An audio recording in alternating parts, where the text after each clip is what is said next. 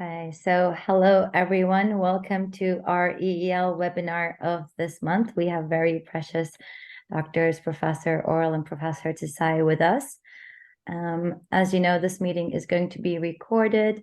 Let's first listen to see the video of our sponsor, Gideon Riche, and then we can start.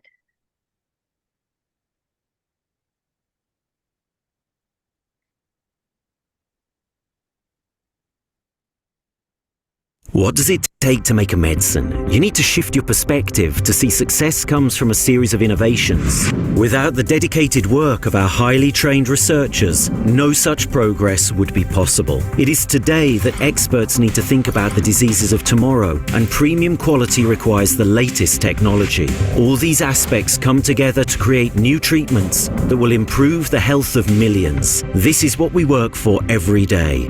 Gideon Richter. Health is our mission. What does it take to make... Thank you once again for joining. So today we have Dr. Tsai from Taiwan as our expert speaker. He will be speaking on a possible new approach to treat progesterone-resistant endometriosis. And our webinar will be moderated by Dr. Engin E.Oral from Turkey. He's a clinical professor in Brunel University in Department of OBGYN in Istanbul in Turkey. And he's an expert in reproductive endocrinology, surgery, and especially on endometriosis. After he finished his residency training, he did a postdoctoral training in Yale University Reproductive Endocrinology Department in the United States. He served as an associate professor and professor from 1997 and 2019 in Cerrahpaşa University and the Division of Reproductive Endocrinology and Infertility. He is the former president of our group, European Endometriosis League, and he has been an active member of the organization since 2016. He has founded the Endometriosis and Adenomyosis Society of Turkey in 2009, and he's currently serving as an executive board member. In March 2019, he was appointed as the World Endometriosis Society Senior Ambassador, and this year in 2023, he was elected as the World Endometriosis Society Executive Board Member and the Secretary of the Board. He is an editor of the book Endometriosis and Adenomyosis, Global Perspectives Across Lifespan, published in 2022. He has 73 peer-reviewed articles published in international academic journals, and 33 of them are about endometriosis. His research is mainly focused on endometriosis, ART, and infertility. Thank you very much, Dr. E.Oral, for accepting our invitation and moderating today the webinar, and I'll pass the mic to you. Thank you, Göknur, kind invitation. Thank you for the invitation for us, myself, and Dr. Tsai. It is my really honor and pleasure to introduce Dr. Tsai, and he is now in his country, and the time is 2 a.m. It is really understandable. Thank you so much for this opportunity. Let me introduce you, Dr. Tsai. He's the PhD. He is the chair, professor, and director of the Institute of Basic Medical Science in Taiwan. He is the academic fellow of International Union of Physiological Sciences. He is the director of Center for Bioinformatics and Digital Health, and he is the ambassador of World Endometriosis Society. His PhD degree from the United States, Wisconsin Medicine in year 1997, and he is the co-founder and the past president of the Asian Society of Endometrial Adenomyosis.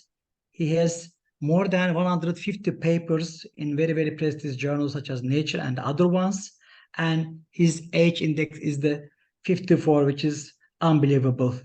Today, he will discuss very important and unsolved problem of the endometriosis and the progesterone resistance. Please, Dr. Tsai. Okay, thank you, Dr. E.Oral. It's my great honor to present the recent study from our laboratory, and I appreciate that EEL to invite me here today or this evening. And I hope that everyone now can see my slides. It's perfect. Right? Excellent. Okay, good.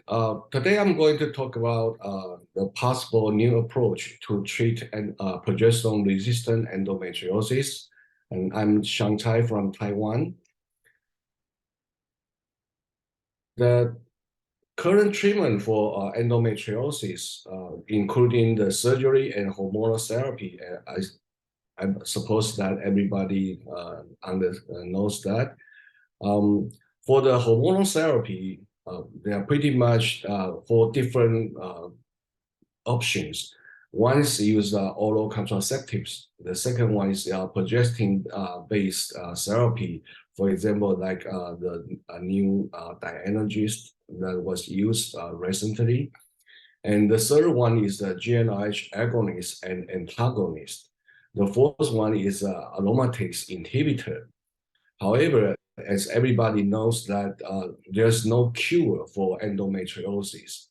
All these hormonal therapies are basically just to stop the pain, delay the progression of the disease, or even try to improve the fertility. As you can see through the 2 highlighted here, the oral contraceptive and progestin therapy, they are pretty much progesterone-based therapies.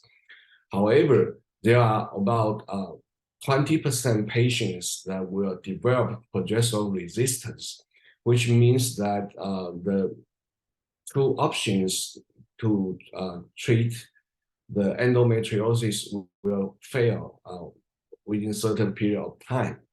So it is a big problem for people who develop progesterone-resistant endometriosis.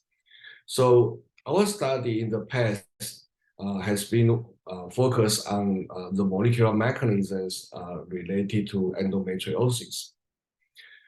The reason for progesterone resistance is mainly due to the reduced expression of progesterone receptor, especially the functional one, progesterone receptor B.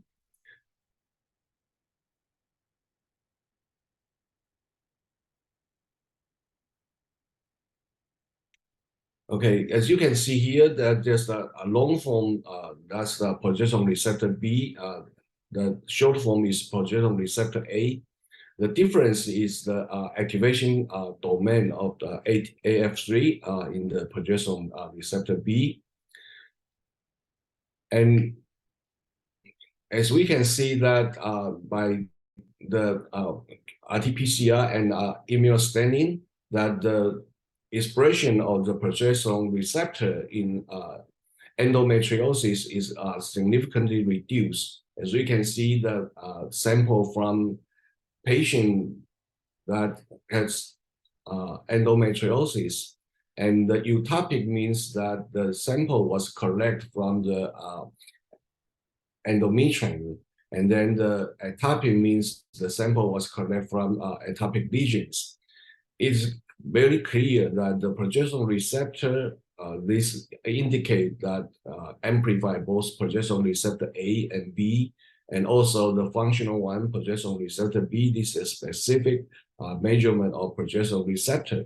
They all reduced in the ectopic lesion. So that is one of the major reasons to cause progesterone resistance. What is the factors that cause progesterone resistance? Is the downregulation of the progesterone receptor.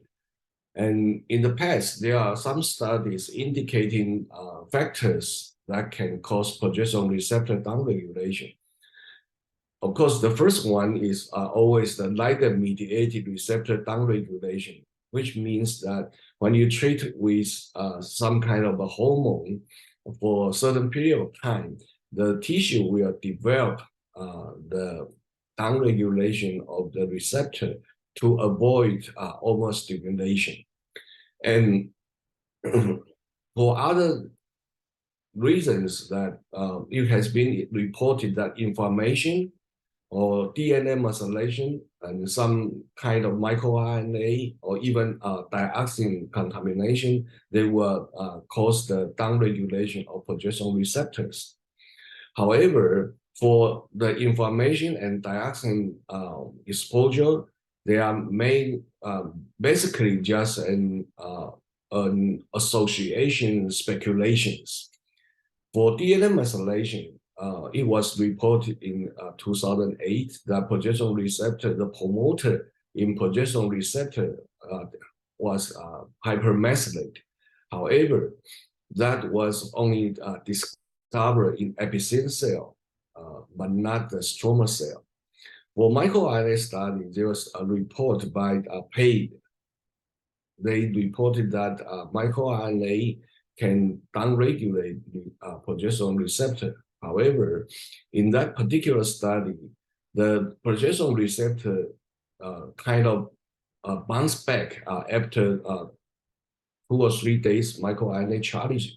So that indicates that particular microRNA to cause progesterone downregulation is only a short period of time. So we think there might be some other mechanism that may cause the downregulation of progesterone receptor. So in this study, we aim to identify the underlying mechanisms to cause progesterone receptor and try to develop a method to rescue the progesterone receptor, trying to cause the to increase the progesterone sensitivity for treating endometriosis. So as you can see on the left, this is called HIPPO pathway. If there's a HIPPO on, then the kinase MST1 and 2 will phosphorylated last 1 and 2. That also result in YEP and TAS phosphorylation. Once this protein was phosphorylated, they will retain in the cytosol or even being degraded. So this is called HIPPO's on. When HIPPO on, then there will be no signal transmit to the nucleus. On the other hand, when HIPPO's off, then there's no phosphorylation of YEP1, and then the YEP and will translocate to the nucleus, binding to its partner TAG to cause the gene activation. So actually, HIPPO off is a pathway or a signal to cause a lot of gene activation and then cause a lot of biological processes. In our previous study, we demonstrate that in the normal woman, the endometrium from normal woman, they have a very low level of HIP-1 alpha, which cause the LES1 hyperactivation. And this cause the YEP1 phosphorylation and downregulation. So you can see that there's no YEP1 in the endometrium. On the other hand, in the ectopic tissue of women with endometriosis, there are some degree of HIP-1 alpha accumulate. So the LES1 expression is kind of reduced. And that causes some accumulation of YEP1. And in the ectopic region of women with endometriosis, as you can see here, especially the enlarged one, you can see the accumulation of a lot of HIP-1 alpha protein in the stroma layer. And that causes almost completely disappear of LES1.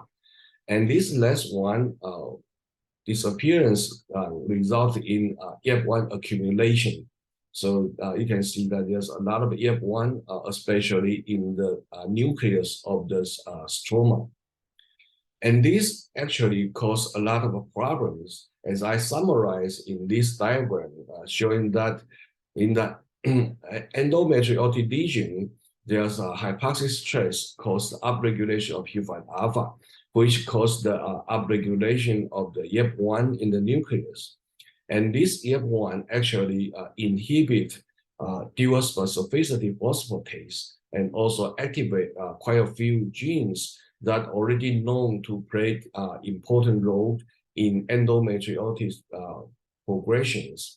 As you can see here, that result in increased cell survival, prostaglandin E2 production, estradiol biogenesis, cell proliferation and inflammation, even angiogenesis and innervation that eventually cause the painful symptom and the persistent growing of endometriotic lesions.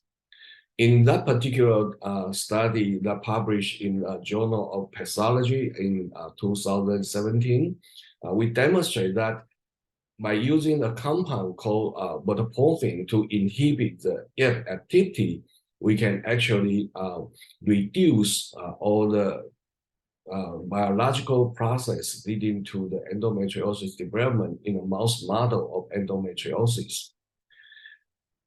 So we think about does the hypoxia-induced EF1 upregulation will contribute to progesterone resistance? Because the EF1 overactivation actually can regulate so many different kinds of the biological processes.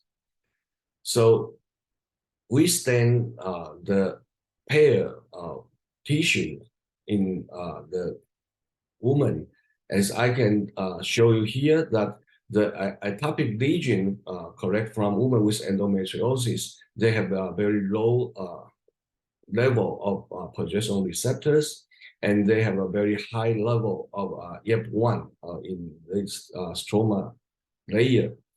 So we knock down EF1 in the endometrial stroma cell, and as you can see here that when we knock down EF1 expression in the stroma cell, we can significantly cause the upregulation of progesterone receptor or the progesterone receptor B. So this provides a clue that if we can knock down the EF1, we may be able to increase the progesterone responsiveness. So the problem is that, as you can see from previous slides, that the EF need to translocate to the nucleus to cause the gene regulation. So if there's a direct effect of EF1 on progesterone receptor, then we will see the response motif in the progesterone receptor. However, we search all the progesterone receptor regions, we cannot find the sequence that can be bound by EF and TET. Furthermore, we use the web resource, the CHIP atlas, try to find the direct binding of EF TET to the progesterone receptor. We cannot find that. So we conclude that the EF regulating progesterone receptor is not a direct binding to its promoter region to cause the transcription and translation of progesterone receptor. Instead, we think it might be mediated by indirect regulation. For indirect regulation, it is an instant response for us to think about maybe the RNA binding protein or the microRNA can recognize the progesterone receptor and cause the mRNA degradation or translational blockade. So we search the 3' UTR region of the progesterone receptor, and yes, we identify several microRNA binding sites. As indicated here, there's a microRNA 21 binding sites, especially there are 2 binding sites in the 3' UTR of the progesterone receptor.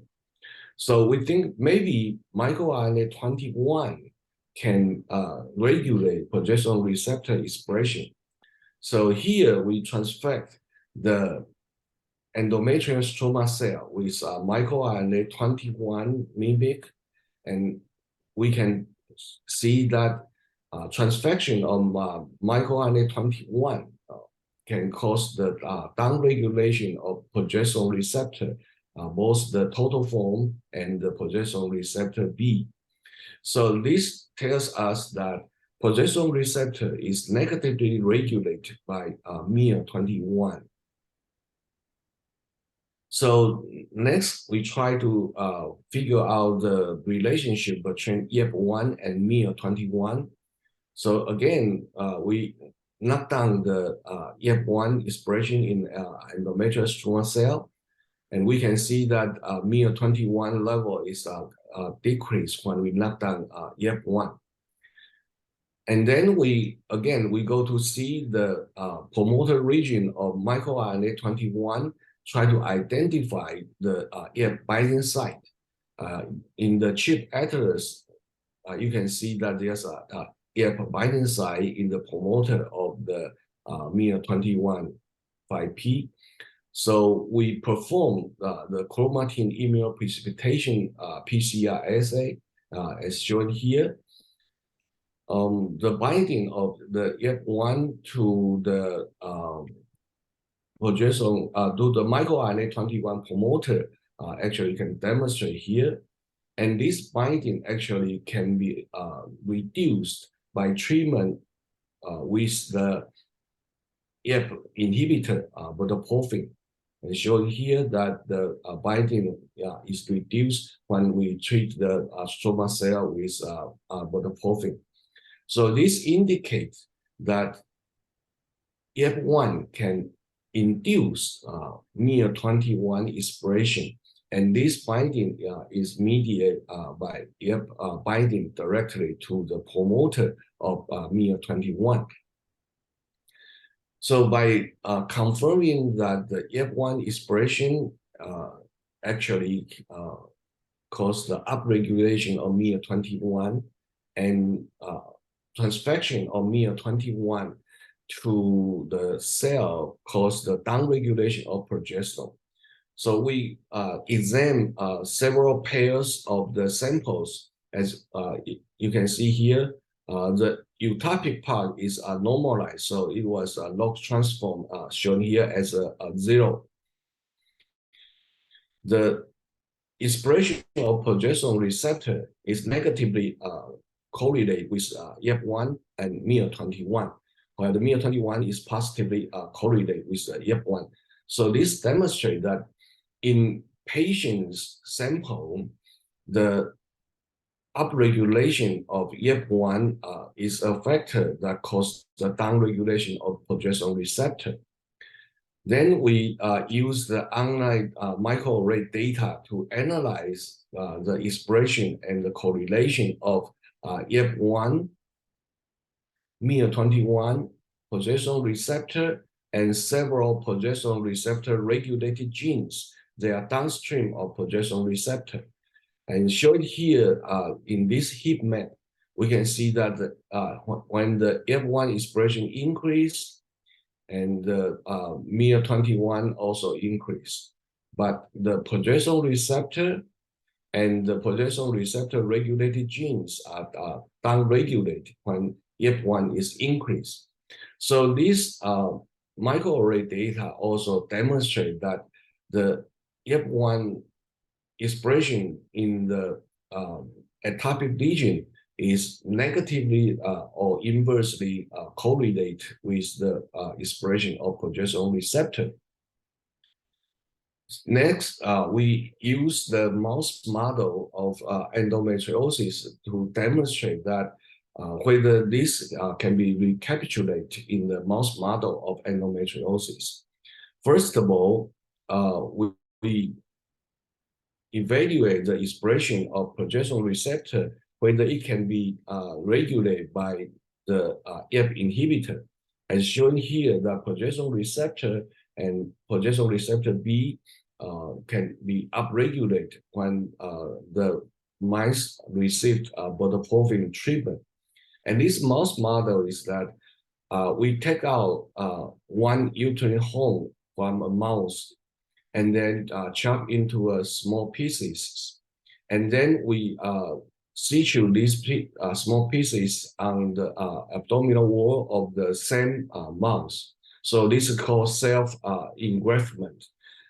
And in this mouse, the other side of the uterine hole remain intact. So this mouse will have the intake or the ectopic uterine endometrium and also the ectopic lesion. Then we let the lesion to develop for 2 weeks, and then the mice will receive the treatment, whether this treatment will be vodoprophin or the vehicle. So after 2 weeks treatment, we treat the mice with vodoprophin 2 times a week for another 2 weeks. And then we sacrifice the mice and then examine the development of the endometriosis-like lesions. As you can see here, that the vehicle treatment has very nice ectopic lesion here. In the high field power, you can see the staining of progesterone receptor is very low. The signal is very weak. This is the same as the human sample. In the endometriotic lesion, the expression of the progesterone is very low. On the other hand, if the mice were treated with vodoprophin to inhibit the EF1 activity, then the progesterone receptor reappear in the ectopic lesion. So this give us a proof of concept evidence to show that if the mice were treated with vodoprophin to inhibit the EF activity, then the expression of progesterone receptor is abundant. So that provides a possibility that vodoprophin treatment may be increase the sensitivity of the ectopic lesion to progesterone.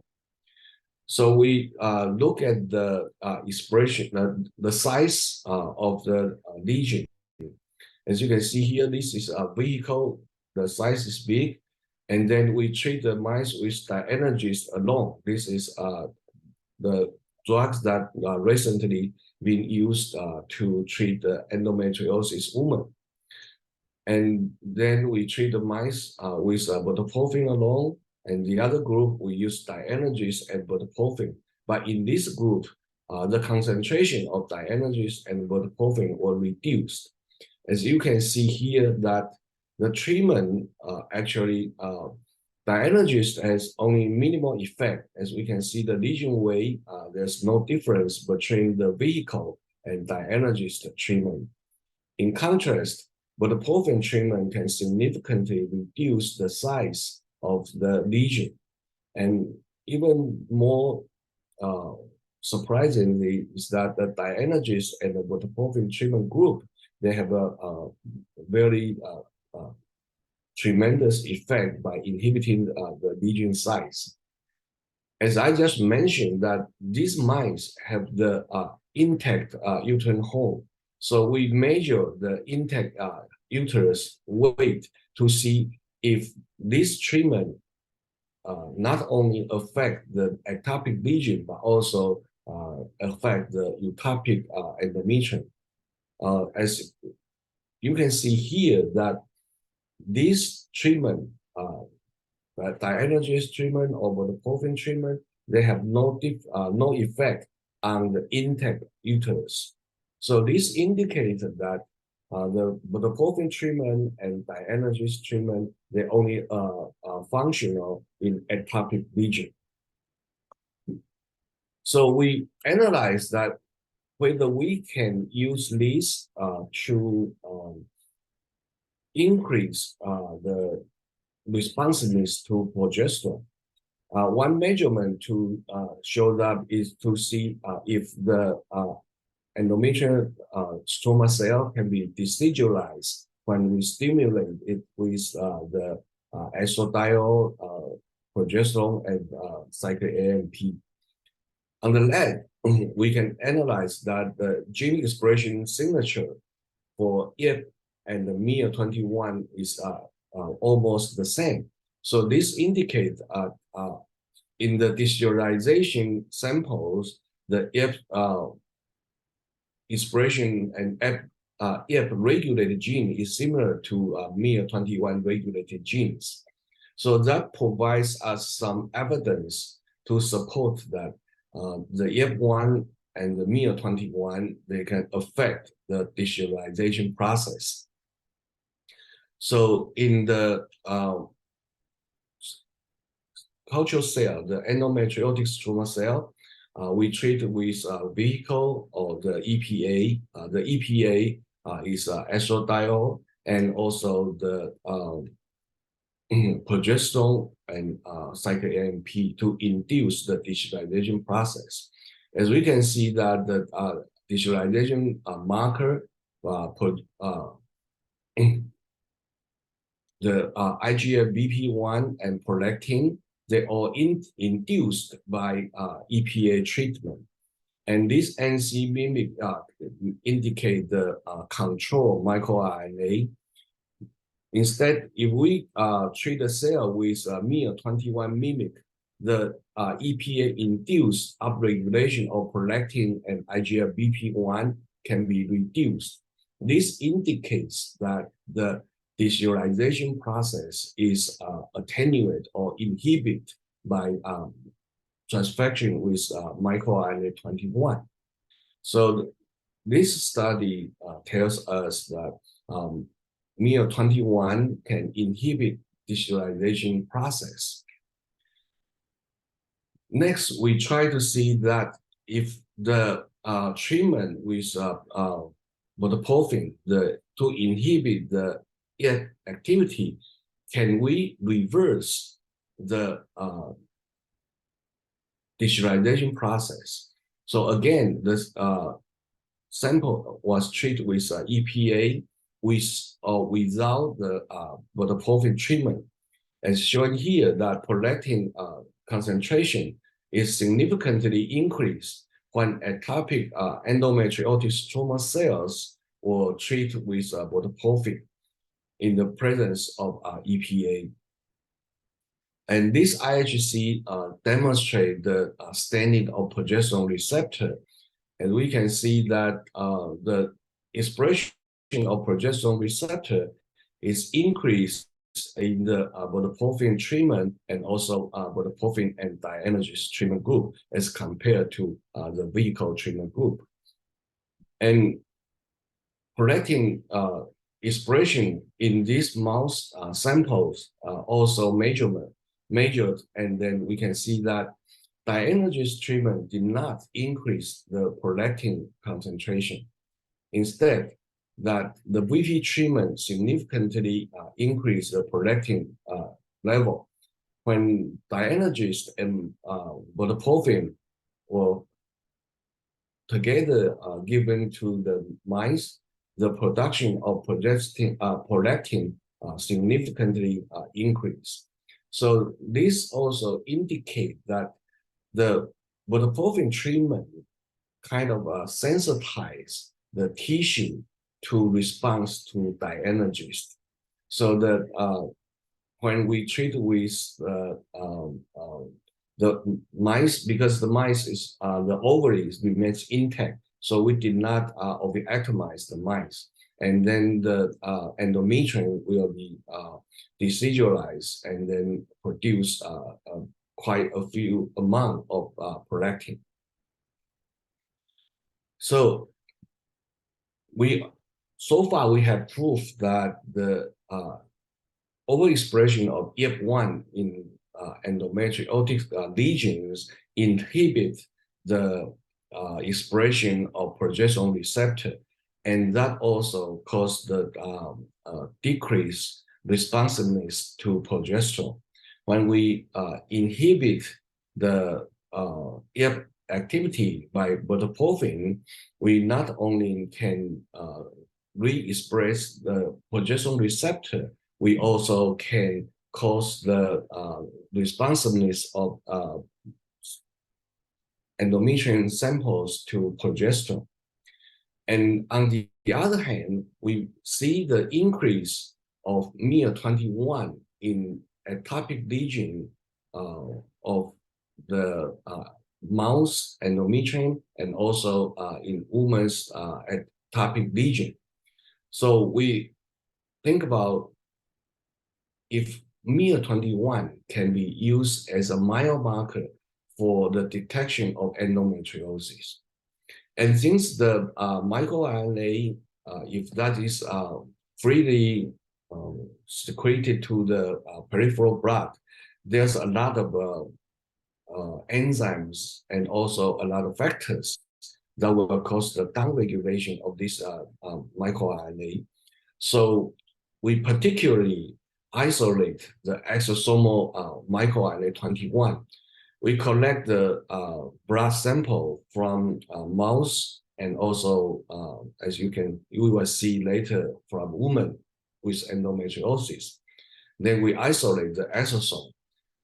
From those isolated exosomes, we measure the level of MIR21 as an indicator and try to see if that also correlate with the degree of the endometriosis. As we can see in the mouse model, that the serum collected from the mouse, that the vehicle group, and remember this is these mice all had the endometriotic lesion. The MIR21 is high. Dienergis treatment did not reduce the level of exosomal MIR21. However, treatment with metformin significantly inhibit the expression level of MIR21. So is the BP and Dienergis group. So this is the mouse model. So then we recruit a group of women with or without endometriosis, and the blood was withdrawn from the subject, and then the serum will pass through a column to fractionate, and then try to collect the fraction contains exosome. On the other hand, that if the woman with endometriosis, they will receive the Dienergis treatment for 6 months. And then the serum, again, will be withdrawn from those women and then subjected to the isolation of exosome. And then we measure the exosomal MIR21 in this human sera. As you can see that normal women has very low level of exosomal MIR21, and the woman with endometriosis, but before treated with Dienergis, they have elevated level of exosomal MIR21. Surprisingly and very excitingly, when we see that the serum from women received Dienergis for 6 months, the level of MIR21 is significantly reduced in the exosome. So this kind of tells us that the woman, when they were treated with Dienergis, that the MIR21 will be reduced. So we were very excited to see that this group of women, if they take Dienergis longer than 6 months, what would happen? We kind of expect that the woman may or may not develop Dienergis resistance. So we are working on following up this group of women and try to see if we can measure the exosomal microRNA 21 to reflect the disease status. So the take-home message here is that in women with endometriosis, the expression level of F1 is increased, and this increased F1 will induce the expression of MIR21, and the MIR21 cause the downregulation of progesterone receptor. As the progesterone receptor is downregulated in the ectopic cell, then the patient become progesterone resistant, as indicate that the digitalization capability, the prolactin level and IGF-BP1 level will be decreased. So this may be the reason to cause the progesterone resistance. On the other hand, if we treat the mouse with budoprofene, that inhibit the F1 activity, so that kind of did suppress the expression of progesterone. So the progesterone receptor will be upregulated again, and then the sample or the lesion is back to responsive to progesterone treatment. The treatment with dienergists also can cause the response to the mouse to response to the progesterone. So dienergist treatment can also downregulate the microRNA 21. But how dienergist downregulate microRNA 21 is still under characterization in our laboratory. So this indicates that either with the EF inhibitor, budoprofene, or with the dienergist, we can improve the responsiveness of the progesterone. And on the other hand, because of the upregulation of microRNA 21 in the atopic lesion, so this will be secreted to the bloodstream, so we can collect the blood human serum and then measure the microRNA 21's level to indicate with the disease status. So that indicate the lysosomal microRNA is a useful biomarker to detect the presence of endometriosis. So in the future, we hope that we can improve the drug of budoprofene, because this drug now has been in clinical trial for cancer treatment. And we hope that if we can develop a strategy to modify that this budoprofene or its the relatives to increase the expression of progesterone, maybe is another alternative to treat progesterone-resistant endometriosis. With that, I would like to thank the students and research assistants in my laboratory. This is taken during the Chinese New Year. Everybody gets some hongbao, so they can be very happy to take a break. And also the grant support from the funding agency, National Science and Technology Council, National Health Research Institute, and Ministry of Science and Technology. And also my long-term collaborator, two gynecologists, Dr. Mengxin Wu from our university hospital, and Dr. Zhongxian Sang from Lucina Women and Children's Hospital. And all the bioinformatic analysis was performed by engineers in the Center for Bioinformatics and Digital Health. And the analysis of a lot of large-scale experiments were conducted by the Center of Genomic Medicine. With that, I would like to stop here, and I will be more than happy to take any questions. Thank you very much.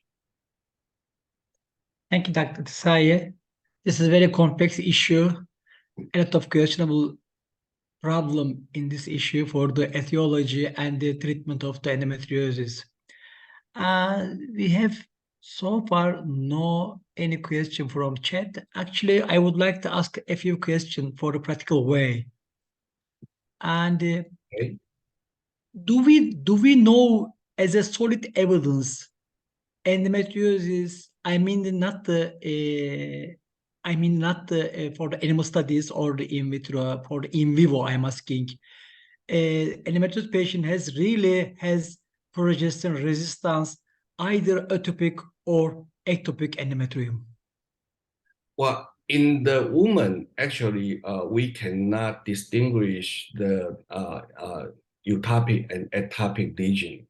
because in women, when they receive the progestin or the dienergis treatment, we can only use the non-invasive ways to measure that.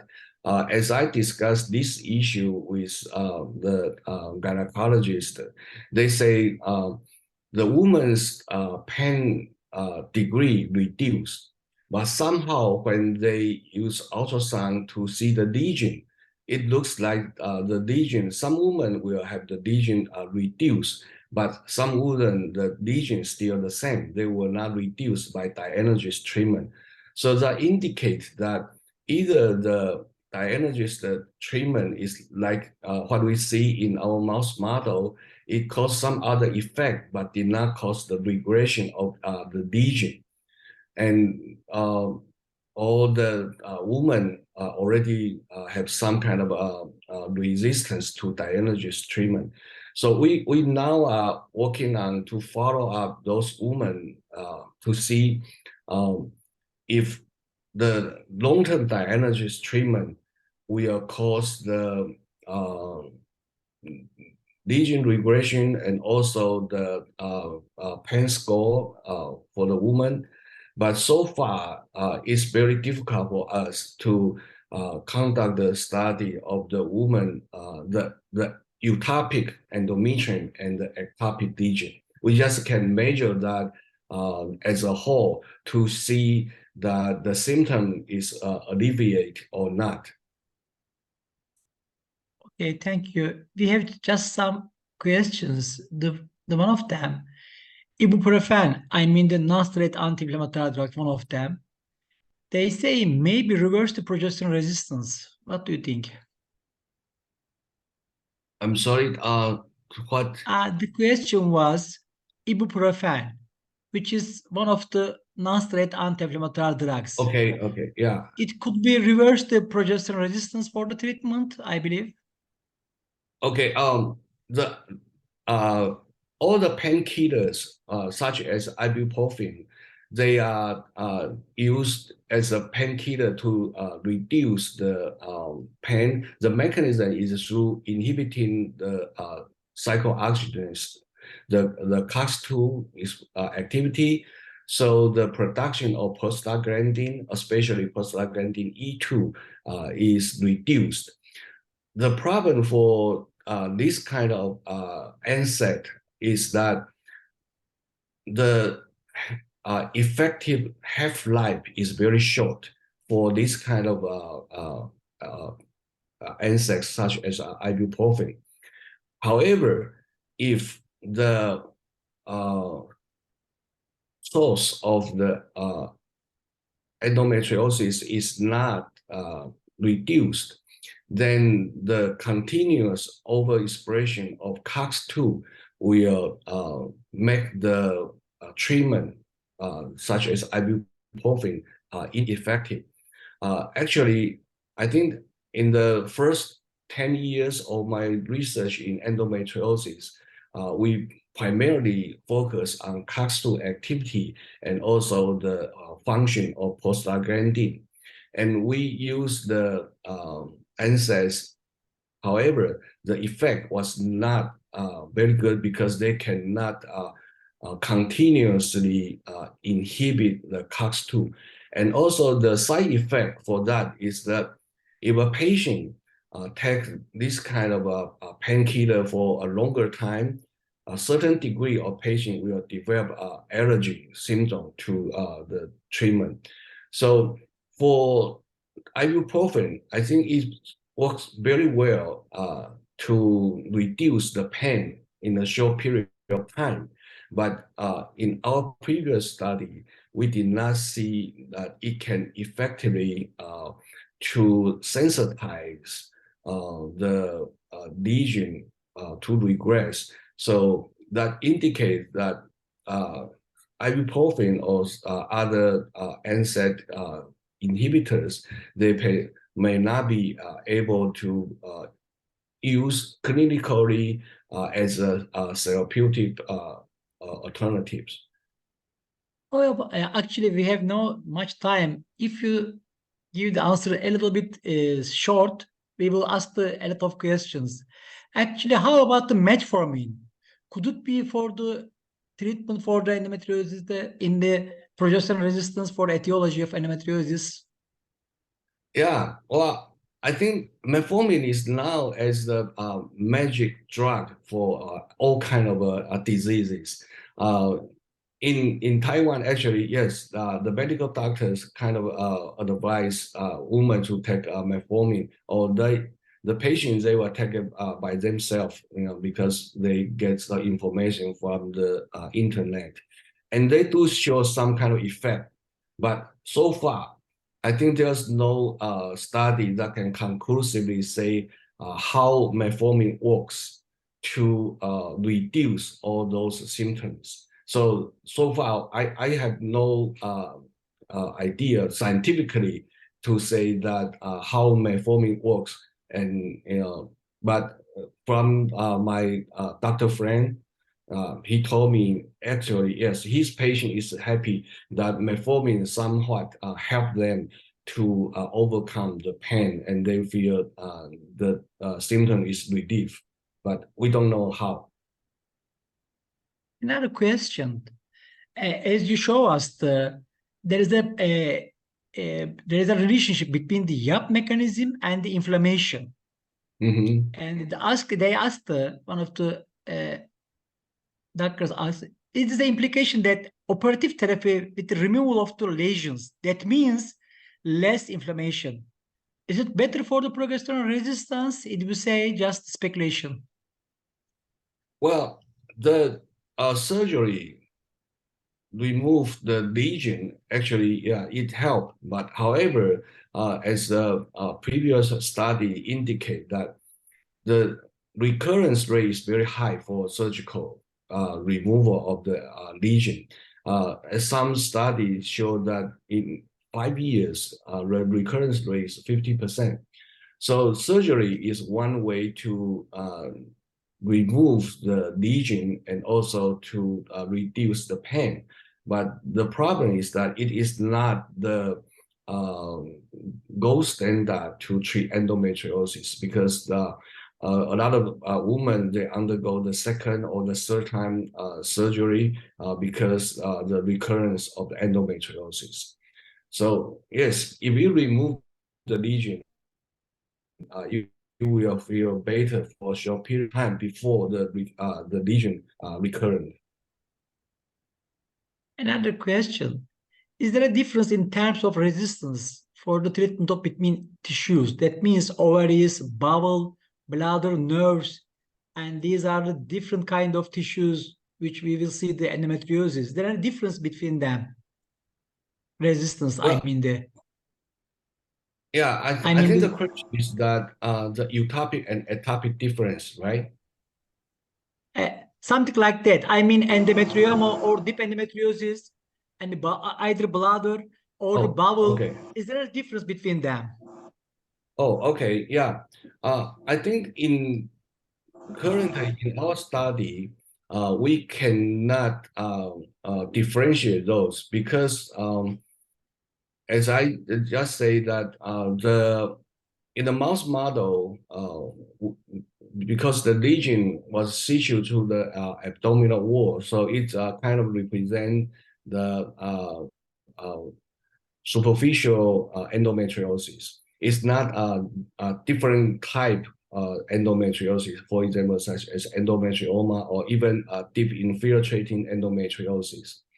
But in women, so far we did not perform any surgery to examine whether they suffer from different type of endometriotic lesion, and when they were treated with dianologist, if there's any difference. Because when patients receive dianologist treatment, the medical doctors can only monitor, and they cannot perform other surgery if there's no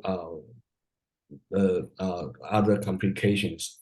So far, we don't have any evidence to differentiate different kind of endometriosis in response to progesterone or in response to other kind of treatment.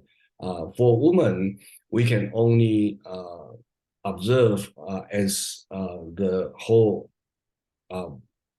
as a unit. A woman is a unit. We can only using non-invasive methods to examine. And for the animal study, because our approach does not reflect other type of endometriosis, so we cannot say if there's any difference among different kinds of endometriotic lesions. How about the progesterone resistance and poor IVF results in endometriosis patient? Is there any connection? Yes. The Especially progesterone for implantation. yeah, they because all pretty much the women, they have endometriosis and they want to have the child, they will go to IVF. And as I talked to my doctor friend, and he told me that if the woman has the some kind of a progesterone resistant symptom, the IVF outcome is kind of reduced. But in their IVF center, when women taking any kind of hormonal treatment, they will not perform IVF. They have to stop for at least 6 months before they can go on for the IVF treatment. So those are just, I think it's just an observational data, not actually the experimental data. Actually, you are not clinician, but if we get more progesterone treatment in this patient, in IVF patients for endometriosis, can we ameliorate or we can get the good result for this patient to resolve the progesterone resistance, to put the extra some progestin for the luteal phase? Okay, yes. I'm not a physician, so I cannot practice medicine. But in our 2017 paper in the Journal of Pathology, in the mouse, we actually demonstrate that if we give the mouse budoprofene, even under the treatment of the budoprofene to inhibit activity, the female mice is they can pregnant normally. And also the more interesting is that the offspring, the F1 and F2, that means the daughter and granddaughter in human, the development and the body weight, there's no difference. And we can see that budoprofene treatment actually can improve the litter size. So in human, I don't know, but in mouse study, we demonstrate that budoprofene treatment actually improve the fertility rate, and they did not affect the development of the offspring of the mouse. How about the progesterone resistance and adenomyosis? Do we have any data in your lab or in literature? Well, my laboratory did not work on adenomyosis. We particularly focus on the endometriosis, so I cannot make any comment on that. Okay, how about the diet? Some patients has a good response for the diet. Do you think any relationship between them for the progesterone resistance or other mechanism? I mean the molecular mechanism, not just for the clinical one. Okay, yes. I think diet always affect the disease outcome and the treatment outcome.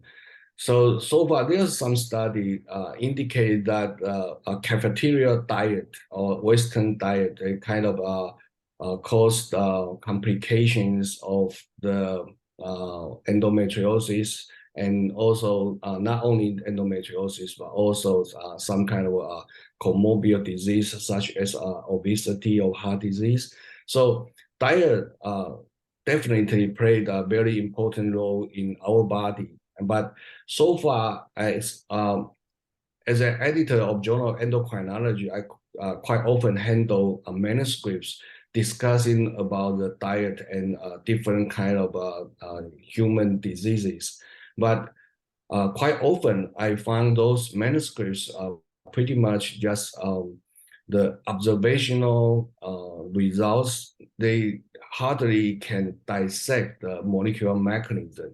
So in our laboratory, we did not focus on the diet, but as a physiologist, I believe that healthy diet or even exercise actually can improve our health, and also that will also reduce any kind of the possibility or instance of disease. So diet definitely played an important role in any aspects.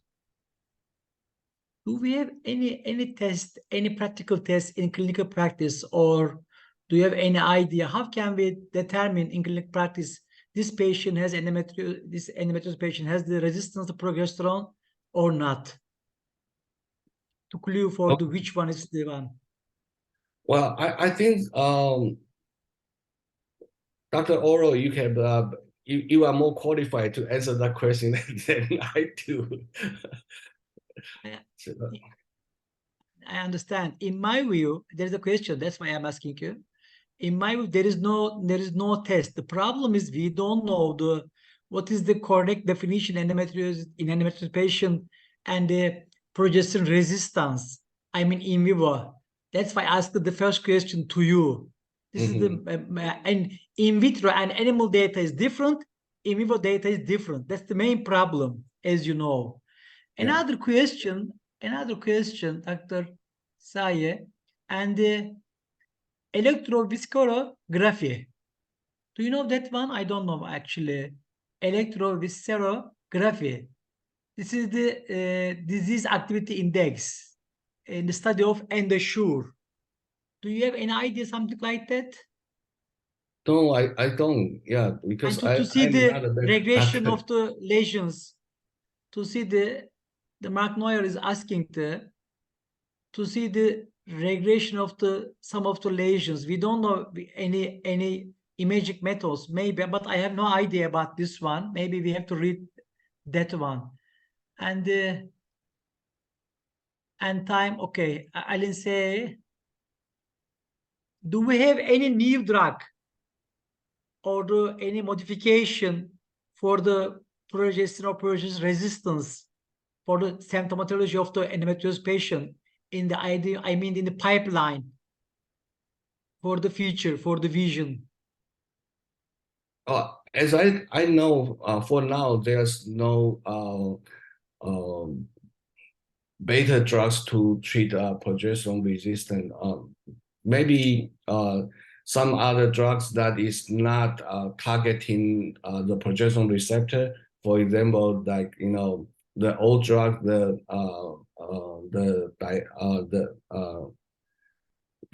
androgen receptor antagonist, and maybe they can be used as a substitute if a person developed the progesterone resistance. They can just use a different kind of hormonal drug. But other than that, I don't know there's any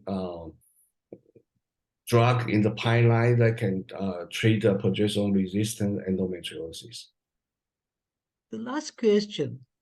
We are using one of the progesterone, but we are thinking there is a progesterone resistance in here.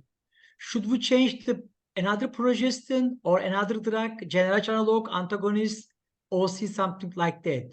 Do you suggest this behavior for the patients? Well, I think that depends to the medical doctors. As I say, I'm not a medical doctor. I cannot give a patient any kind of a suggestion. But yes, theoretically, if you develop the resistance to progesterone, then the doctor will more likely to advise you a different kind of non-progesterone oriented treatments. And this is the really last question. You have some idea about the Fusobacterium for endometriosis pathogenesis. You have just one article, I read it, one commentary. Could you say just a few words about this one, this pathology, this connection, Fusobacterium and endometriosis?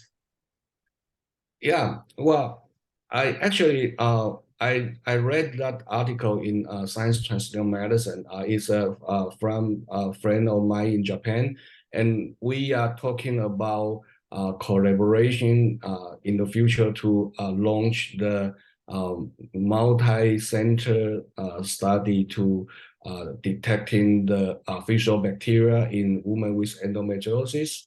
And actually, in that article, they discovered that women with endometriosis, there's about like 63% of them have the Fusobacteria in their in their uterus. And for the normal woman that do not have endometriosis, they only have about like 7% Fusobacteria being detected in the uterus.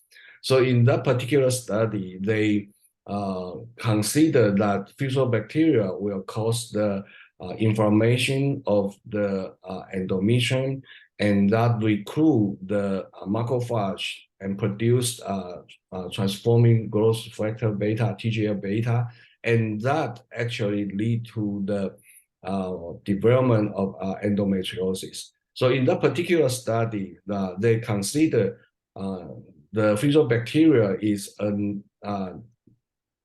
newly identified pathological factor for endometriosis. And in their mouse model, they also use antibiotics to kill Fusobacteria. And then they do see the reduction of the endometriotic-like lesion. So that's why they contact us, try to develop this two-country multi-center program.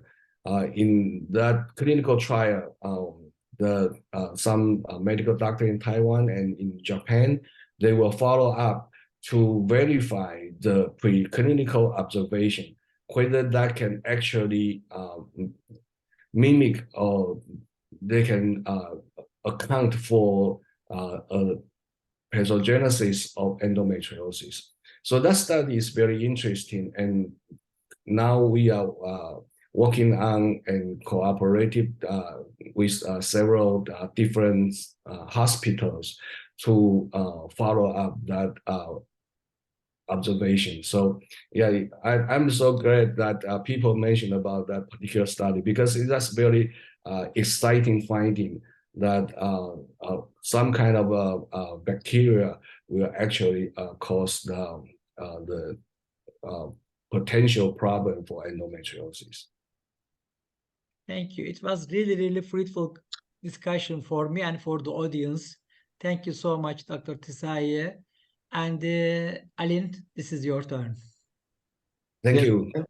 Thank you, both of you for this interesting presentation, and thank you, Professor Tsai, for staying so late.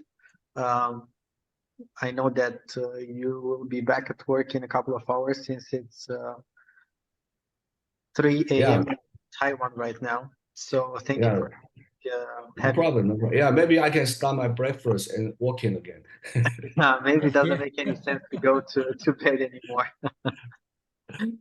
So before closing this webinar, I would like to let you know that we're still having one EEL masterclass till the end of the year, which is going to be in Budapest in Hungary. Professor Attila Boker is going to organize it, and as far as I know, I think we have 1 free or 2 free open seats for that masterclass, and next year we'll continue with the EEL robotic endometriosis surgery masterclass in Bordeaux in France, organized by Professor Horace Roman and Benjamin Merlot.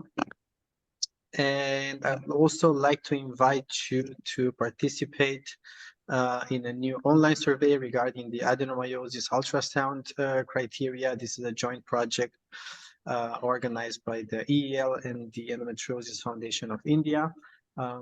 We'll be promoting this on our website and our social media, so we'll be grateful if you'll be giving us 15 minutes of your time to complete this survey. And last but not least, we are very happy to invite you to the 7th European Endometriosis Congress, which is going to take place next year between the 6th and the 8th of June 2024. So thank you once again, and we're looking forward to see you back in December for the next EEL. Thank you. Thank you. Thank you, Dr. Tsai. Thank you, Alin. Nice Thank you, sleep well, Göknur. Professor Tsai. Thank you, Göknur. Thank you. Bye-bye. Thank you. Bye-bye. Thank you. Bye-bye.